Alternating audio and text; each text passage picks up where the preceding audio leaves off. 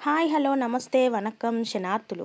This is Haritha Ilasagar. Welcome back to my channel Rushi loves. Hi అండి. ఈరోజు video వచ్చేసి ఏంటంటే కేటీవీ ఛానల్లో కార్తిక్ పుల్లయ్య గారు చెప్పిన విషయాలన్నమాట. ఆయన ఈరోజు ఒక 3 టాపిక్స్ మీద మాట్లాడారు. అదొకటి వచ్చేసి ఎండీ గారికి బెయిల్ ఎప్పుడు వస్తుంది, పే అవుట్స్ ఎప్పుడు ఇస్తారు, ఎండీ గారు కంపెనీని జనాలను మోసం చేసి పారిపోయే వ్యక్తి అనే ఈ 3 టాపిక్స్ మీద ఈరోజు కేటీవీలో కార్తిక్ పుల్లయ్య గారు మాట్లాడారనమాట. రుషి లవ్స్ అనే ఛానల్ని సబ్స్క్రైబ్ చేసుకోండి. ఎప్పటికప్పుడు మీకు మైవి3కి సంబంధించిన కొత్త అప్డేట్స్ వస్తూ ఉంటాయి. ఇక టాపిక్లోకి వెళ్ళినట్టయితే ఈరోజు కేటీవీ ఛానల్లో కార్తిక్ పుల్లయ్య గారు చెప్పిన విషయాలన్నమాట. మోసం చేయడానికి పెట్టిన కంపెనీ అని కొందరు విమర్శకులు విమర్శిస్తున్నారు. మరి ప్లే స్టోర్లో దొరికే యాప్ ఓనర్లు ఉంటారు కదా అండి, వాళ్ళు ఎవరో మీకు తెలుసా? ఎవరికైనా తెలుసా? మోసం చేయడానికి పెట్టిన కంపెనీ అని కొందరు విమర్శకులు విమర్శిస్తున్నారు కదా. మరి ప్లే స్టోర్లో దొరికే యాప్లు ఉంటాయి కదా, యాప్ల ఓనర్లు ఎవరో మీకు తెలుసా? ఎవరికైనా తెలుసా? ఎవరికీ తెలియదు. మరి మీ యాప్ ఓనర్ ఎవరో మీకు తెలుసు కదా, ఆయన ఎలాంటి వారో మీకు తెలుసు కదా. ఎండి శక్తి ఆనంద్ గురించి ఆయన కార్తిక్ పుల్లయ్య గారు మాట్లాడింది ఏంటంటే, ఎండి శక్తి ఆనంద్ గురించి ఒక్క విషయం చెప్తాను. డిండిగల్లో ప్రతి పంచమికి వారాహిమాత పూజలు జరుగుతాయి. అక్కడికి అనేక మంది మైవి3 యాడ్ సభ్యులు వచ్చి పూజలో కూర్చుంటూ ఉంటారు. అందరూ పూజలో ఉన్నా కూడా ఎండీ గారు మాత్రం అక్కడికి వచ్చిన వారికి భోజనాలు వడ్డించడం లాంటి పనులు చేసుకుంటూ జనాల్లో చాలా బాగా కలిసిపోయేవారు. అంత మంచి మనసున్న వ్యక్తి. ఎండీ గారి ఇల్లు, సార్ ఫ్యామిలీ కోయంబత్తూరులో ఎక్కడ ఉన్నా అందరికీ తెలుసు. పారిపోవాలి అనుకున్న వ్యక్తి తన వివరాలు ఏవి బయట కనిపించకుండా జాగ్రత్త పడేవారు కదా. సో ఇక్కడ మనకు అర్థమవుతుంది కదా, సారు ఏ సిచ్యువేషన్లో ఉన్నారు. అయినా కూడా ఆయన ఫస్ట్ కేసు ఎప్పుడైతే సార్ మీద వచ్చిందో అప్పుడే ఉన్న అమౌంట్ని తీసుకొని పారిపోయేవాళ్ళు కదా, ఇంత దాకా ఫైట్ చేసే వాళ్ళు కాదు కదా అనేది ఆయన చెప్తున్నారనమాట. పారిపోవాలనుకునే వ్యక్తి తన వివరాలు ఏవి బయటకి కనిపించకుండా జాగ్రత్త పడేవారు, కానీ ఆయన అలా చేయలేదు. సార్ ఎలాంటి వారా అక్కడ ఫంక్షన్లకు మీటింగ్లకు అటెండ్ అయిన వారికి బాగా తెలుసు. ఎవరి వచ్చి పలకరించినా కూడా కల్మషం లేకుండా పలకరించే వ్యక్తిత్వం అతనిది. అలాంటి వ్యక్తి పారిపోవాలని అనుకోరు కదా. సార్ పారిపోవాలి అనుకుంటే ఫస్ట్ కేసు పడినప్పుడే ఉన్న డబ్బులతో పారిపోయి ఉండేవారు, కానీ ఆయన అలా చేయలేదు. అక్కడ మీకు అర్థం అవ్వాలి అతను ఎలాంటి వారు. నేను అదే చెప్తున్నానండి, కానీ నేను సపోర్ట్ చేశానని మీరు అనుకుంటారనమాట. సో అందుకనే నేను చాలాసార్లు మీ దగ్గర ఈ టాపిక్ గురించి మాట్లాడలేకపోతున్నా. కామెంట్స్లో కానీ ఎక్కడ చూసినా కానీ డైరెక్ట్గా సార్ ఇవ్వకపోతే మీరు ఇస్తారా డబ్బులు, మీరేంటి అంత పాజిటివ్గా మాట్లాడుతున్నారు అనేసి. కానీ మేము అక్కడికి వెళ్ళాము, ఆయన్ని చూసాము, డైరెక్ట్గా కలిసాము కాబట్టి ఆయన మీద మాకున్న ఒపీనియన్ వేరు. అది మీకు ఎంత చెప్పినా అర్థం కాదని నేను చెప్పడమే మానేశాను.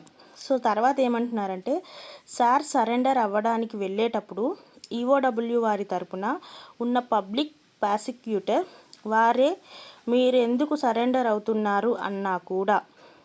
ఇంకోటి వినండి, సార్ సరెండర్ అవ్వడానికి వెళ్ళినప్పుడు ఈఓడబ్ల్యూ వారి తరపున ఉన్న పబ్లిక్ ప్రాసిక్యూటరే మీరు ఎందుకు సరెండర్ అవుతున్నారు అన్నా కూడా, సార్ నా కంపెనీని నేను దాక్కొని నడపాల్సిన అవసరం లేదు, నేను మీకు ఏ ఇన్ఫర్మేషన్ కావాలన్నా ఇస్తాను, మీ విచారణ తర్వాత త్వరగా పూర్తి చేస్తే నేను వెళ్ళి నా కంపెనీని నడుపుకుంటాను అని చెప్పారు. సెక్షన్ ఆల్టరేషన్ అనేది ఏంటో ఇంకో వీడియోలో చెప్తాను. ఏ సెక్షన్కి అయినా గ్రావిటేషన్ పీరియడ్ అనేది ఉంటుంది. మనకి పెట్టిన సెక్షన్ ప్రకారం minimum 15 days, maximum 60 days. Sir అదే చెప్పారు. వెళ్ళేటప్పుడు నాకు 2 months టైం పట్టింది, 2 months అంటే 60 డేస్, ఆయన అదే చెప్పి వెళ్ళారు. ఏ సెక్షన్కైనా గ్రావిటేషన్ పీరియడ్ అనేది ఉంటుంది. మనకి పెట్టిన సెక్షన్ ప్రకారం మినిమం 50 డేస్ నుంచి మ్యాక్సిమం 60 డేస్. ఏ కేసులో అయినా మినిమం 50 డేస్ తర్వాతనే బెయిల్ వచ్చే ఛాన్స్ ఉంటుంది. నేను నిన్నటి వీడియోలో కూడా చెప్పాను, అందరికీ తెలిసిన విషయమే ఇది అనేసి. మీరు నిన్నటి వీడియో చూసుంటే అర్థమయ్యేది. ఎవరికైనా 15 డేస్ టైం పడుతుంది ఒక బెయిల్ పెట్టినాక బెయిల్ ఓకే అవ్వడానికి. ఏ కేసులో అయినా మినిమం 15 డేస్ తర్వాతనే బెయిల్ వచ్చే ఛాన్స్ ఉంటుంది. ఎండీ గారు సరెండర్ అయ్యి ఈ రోజుకి 15 డేస్ లోయర్ కోర్టు బెయిల్ ఇవ్వాలా వద్దా అని ఈఓడబ్ల్యూను అడిగినప్పుడు 3 years నుంచి రన్ అవుతూ ఉన్న కంపెనీ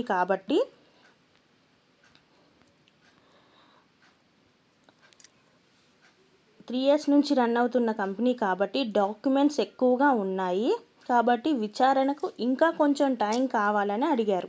కాబట్టే బెయిల్ పిటిషన్ క్యాన్సిల్ చేసి హైకోర్టులో బెయిల్కి అప్లై చేసుకోమన్నారు. మండే బెయిల్కి అప్లై చేస్తే హియరింగ్ ట్యూస్డే అలా వస్తుంది. ఫస్ట్ హియరింగ్లో బెయిల్ రాకపోవచ్చు. నెక్స్ట్ హియరింగ్లో బెయిల్ వచ్చే ఛాన్సెస్ ఎక్కువ ఉన్నాయి. ఒకవేళ అప్పటికి కూడా బెయిల్ రాకపోతే ఈఓడబ్ల్యూకు ఉన్న టైం పీరియడ్ 60 days పూర్తయ్యి లోపల విచారణ పూర్తయినా కాకపోయినా కోర్టు బెయిల్ ఇచ్చేస్తుంది. ఆ పర్సన్ను టైం పీరియడ్ దాటి అక్కడే ఉండటానికి కుదరదు. అమౌంట్లు వస్తాయా అని అడుగుతున్నారు. ఎండి గారు సరెండర్ అయ్యి వెళ్ళేటప్పుడు 60 days అని చెప్పే వెళ్ళారు. అది కూడా మ్యాక్సిమం టైం పీరియడ్. అంత టైం కూడా పట్టకపోవచ్చు. ఎండి గారు వచ్చిన తర్వాత అమౌంట్లు వేస్తేనే కంపెనీ రన్ చేయగలరు అని ఆయనకి తెలుసు.